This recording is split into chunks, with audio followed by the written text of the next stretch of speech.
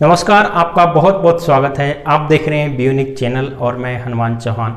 मुख्यमंत्री सीरीज में आज हम बात करेंगे मध्य प्रदेश के मुख्यमंत्री शिवराज सिंह चौहान की।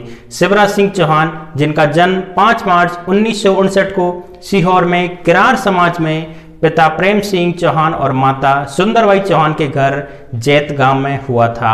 बचपन से ही शिवराज सिंह चौहान पढ़ाई में मेधावी थे। उन्होंने एमए की पढ़ाई दर्शन शास्त्र से की और गोल्ड मेडल हासिल किया। अब जानते हैं शिवराज सिंह चौहान के राजनीतिक जीवन के बारे में। शिवराज सिंह चौहान आपातकाल में अन्य नेता जैसे कि कैलाश जोशी की तरह जेल गए। छात्र राजनीति से जुड़े होने के कारण एबीवीपी के संगठन मंत्री बना दिए गए। फिर शिवराज को मध्य प्रदेश युवा मोर्चा का अध्यक्ष बनाया गया। शिवराज का राजनीतिक कद बढ़ा 1989 में। इस साल युवा मोर्चा ने क्रांति मशाल यात्रा निकाली। जब यात्रा भोपाल में खत्म हुई तो इससे 1 लाख से ज्यादा समर्थक की भीड़ जुटी। इस भीड़ ने बना दिया नेता यात्राएं खूब करते थे तो पांव वाले भैया के नाम से अपनों के बीच में मशहूर हो गए। शिवराज सिंह पर नजर पड़ी पूर्व मुख्यमंत्री सुंदरलाल पटवा की। 19 चुनाव में युवा मोर्चा को 29 सीटें मिली जिसमें शिवराज सिंह का योगदान रहा। शिवराज सिंह का नाम तो तय था लेकिन बुधनी से चुनाव लड़ेंगे इसकी भूमिका निभाई राघव जी ने, क्योंकि राघव जी दिल्ली की राजनीति में शामिल होना चाहते थे और अपने क्षेत्र में किसी विश्वसनीय व्यक्ति को बिठाना चाहते थे। शिवराज का जब सितारा लगातार मजबूत हो रहा था तब राघव जी से उनकी नजदीकी रही। बुधनी की सीट सुरक्षित नहीं थी लेकिन राघव जी के कहने पर शिवराज चुनाव लड़े और जीत गए। राघव जी योजना के अनुसार विदिशा से लोकसभा चुनाव लड़ना चाहते थे लेकिन उनकी योजना पर पानी फिर गया जब केंद्रीय नेतृत्व ने विचार किया कि अटल बिहारी वाजपेयी को सुरक्षित सीट से चुनाव लड़वाया जाएगा। आडवाणी की नजर में सुरक्षित सीट थी विदिशा।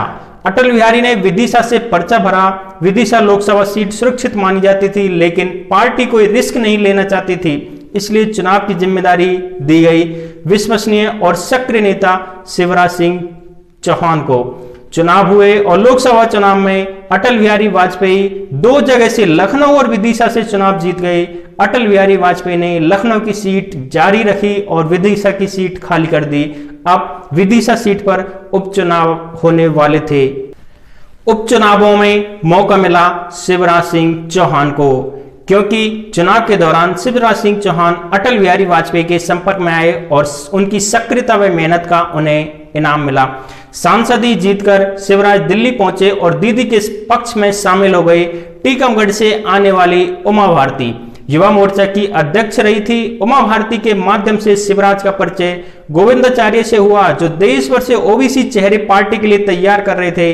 गोविंदाचार्य को शिवराज काबिल नेता लगे और शिवराज अखिल भारतीय युवा मोर्चा के महासचिव बन गए। इसके बाद शिवराज लगातार विदिशा से लोकसभा चुनाव जीतते रहे। शिवराज सिंह की राजनीतिक सक्रियता और कम समय में सफलता हासिल करने के कारण उन पर नियंत्रण बनाने के लिए उन्हें संगठन की समितियों में व्यस्त रखा गया, जिससे शिवराज न तो दिल्ली में और न ही भोपाल में कुछ बड़ा हासिल कर पाए।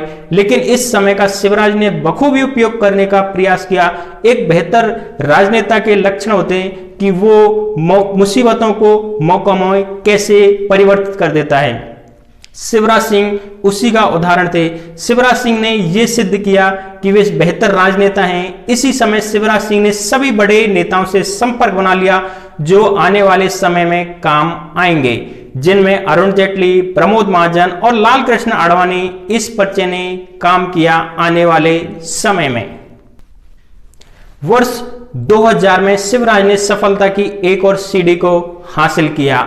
भारतीय जनता युवा मोर्चा के राष्ट्रीय अध्यक्ष बने। इसी साल शिवराज सिंह मध्य प्रदेश का अध्यक्ष उन्हें चुन लिया गया विक्रम सिंह वर्मा के खिलाफ, लेकिन कुशाभाऊ ठाकरे नाराज थे। परिणाम आया और शिवराज सिंह ये चुनाव हार गए। लेकिन राजनीतिक गलियारों में चर्चा होने लगी कि शिवराज मध्य प्रदेश की राजनीति में रुचि ले रहे हैं। वर्ष 1990 में विधानसभा चुनाव हुए और भाजपा को 320 सीटों में से 220 सीटें मिली, लेकिन पार्टी में हुई गुटबाजी के चलते दिग्विजय सिंह को कुछ ज्यादा नहीं करना पड़ा, सिर्फ मैनेजमेंट से काम चल गया। पार्टी अब रिस्क नहीं लेना चाहती थी।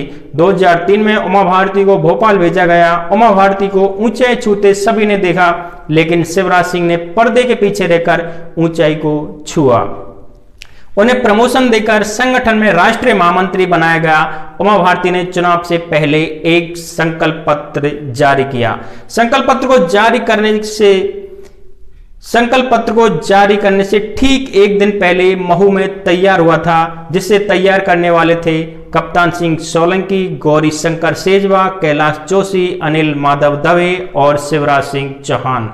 चुनाव में महामंत्री शिवराज सिंह चौहान को पार्टी ने निर्देश दिए कि वे राधौगढ़ से कांग्रेस के दिग्गज नेता दिग्विजय सिंह के खिलाफ चुनाव लड़ें। मध्य प्रदेश के नेताओं को लग रहा था कि राधौगढ़ सीट से शिवराज सिंह चौहान नहीं जीत पाएंगे।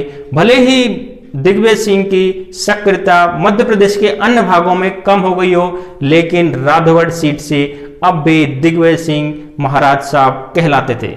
शिवराज सिंह को लगा कि उन्हें राजनीति में अति सक्रियता के लिए शहीद किया जा रहा है। शिवराज सिंह का पर्चा भरवाने अरुण जेटली, उमा भारती और कैलाश जोशी पहुंचे। भाजपा में सभी को संदेश था कि शायद ही शिवराज सिंह राधौगढ़ सीट से जीत पाए और शिवराज सिंह 21,164 वोट से दिग्विजय सिंह के खिलाफ हार गए। लेकिन शिवराज सिंह की हार में भी एक संदेश छुपा था कि सत्यम शिवम सुंदरम, शिव ही सुंदर है। अब आता है वर्ष 2003। उमा भारती मुख्यमंत्री भी नहीं थी कि उनकी सक्रियता कई नेताओं को असहज करने लगी थी। पटवा समूह उमा के मध्य प्रदेश आने से पहले ही असहमति जता रहा था, लेकिन भाजपा को जनता का समर्थन उमा भारती के तेवर पर ही मिला था। इस सच्चाई को उमा भी जानती थी और भाजपा भी, लेकिन तिरंगा विवाद ने उमा भारती से मुख्यमंत्री की कुर्सी छीन ली। उनके विरोधी इसी मौके का इंतजार कर रहे थे। उमा भारती ने ज्यादा राजनीतिक साथी नहीं बना पाए, जिसके कारण जब तिरंगा विवाद से छुटकारा मिला तो उन्हें जरूरी समर्थन नहीं मिला। उमा भारती को लगा यदि बाबूलाल गौड़ को सीएम बना दिया जाए तो वे उनका कहना मानेंगे और सही समय पर उनके लिए मुख्यमंत्री की कुर्सी को छोड़ देंगे। लेकिन राजनीति तो राजनीति होती है। बाबूलाल गौड़ ने अपने पैर जमा लिए और उन्हें बताया गया कि उन्हें इंतजार करना चाहिए। इससे नाराज उमा भारती अपने पक्ष के विधायक सांसदों को लेकर शक्ति प्रदर्शन करने लगी। वर्ष 2005 के दशहरे के मौके पर उमा के घर पर एक बड़ा मिलन समारोह हुआ। 92 विधायक उनके आवास पर उपस्थित थे और 18 ने समर्थन किया। उमा भारती उस दिन यदि उन विधायकों की राजभवन में परेड करा देती तो सरकार गिर जाती और यही से उमा भारती का राजनीतिक ग्राफ गिरने लगा। इसके बाद पार्टी ने उमा भारती को साथ देने वाले विधायकों को चुन चुन कर तोड़ना शुरू किया। दूसरी तरफ भाजपा हाईकमान ने मध्य प्रदेश में अपने भविष्य की संभावना तलाशना शुरू किया। अब पार्टी बाबूलाल गौड़ की जगह एक ऐसा सीएम चेहरा चाहती थी जो प्रदेश में पार्टी को एक सूत्र में बांध सके। दिल्ली हाईकमान के लिए चुनौती बने बिना पार्टी को चुनाव भी जिता सके और सरकार भी चला सके। तय था कि शिवराज सिंह प्रमोट होकर मध्य प्रदेश भाजपा के अध्यक्ष बन जाएंगे, क्योंकि कैलाश जोशी अधिक उम्र होने के कारण अध्यक्ष नहीं बनते और बिहार चुनावों की जिम्मेदारी उमा भारती को सौंप दी गई। इसके साथ ही सुंदरलाल पटवा का एक लेख अखबार में छपा, जिसकी अंतिम पंक्ति थी कि मत चूके चौहान। जब उमा भारती ने बाबूलाल गौड़ के खिलाफ विरोध तेज किया तो एक दिन शिवराज सिंह विधानसभा की कार्रवाई देखने के लिए पहुंच गए। दर्शक दीर्घागाह में बैठे शिवराज सिंह को देखकर उपस्थित विधायक मेजें थपथपाने लगे और जैसे ही शिवराज सिंह विधानसभा से बाहर निकले तो उनके साथ कई विधायक बाहर आए और उनके इर्द गिर्द जमा हो गए, उनके आसपास जमा हो गए। दिल्ली में बैठा भाजपा का आलाकमान इस संदेश को भली भांति समझ गया कि अब समय आ गया है परिवर्तन का। अरुण जेटली ने बाबूलाल गौड़ को फोन लगाया। गौड़ इंदौर के रजवाड़ा में दुर्गा वाणी के कार्यक्रम में मौजूद थे। भीड़ भाड़ के कारण उन्हें साफ आवाज नहीं आ रही थी, लेकिन वो दिल्ली से आए इस फोन पर आलाकमान के संदेश को भली भांति समझ गए थे। शिवराज सिंह दिल्ली से आ रहे थे तो उमा भारती को पता चल गया। उन्होंने कहा आप कसम से बंधे हैं, इस्तीफा मत दीजिए। गौड़ समझते थे कि उनके पास इस्तीफा देने के अलावा कोई विकल्प नहीं है, इसलिए गौड़ ने उमा भारती को दी शपथ को साधते हुए मुख्यमंत्री कुर्सी छोड़ दी। उमा भारती भाजपा हाईकमान के पास पहुंची तो प्रमोद महाजन ने कह दिया कि मुख्यमंत्री तो शिवराज ही बनेंगे। शिवराज सिंह चौहान भोपाल शताब्दी में बैठकर भोपाल स्टेशन पहुंचे, जहां लगभग 60 विधायक शिवराज सिंह के स्वागत में खड़े थे। उसी समय भाजपा मुख्यालय दीनदयाल परिसर में विधायक दल की मीटिंग हुई। दिल्ली से अरुण जेटली, प्रमोद महाजन, राजनाथ सिंह और संगठन महामंत्री संजय जोशी मीटिंग में शामिल होने और साथ ही साथ किसी भी बगावत को शांत करने के लिए उपस्थित थे। मीटिंग के कुछ देर बाद उमा भारती खड़ी हुई और कहा विधायक दल का नेता वोटिंग से चुना जाए।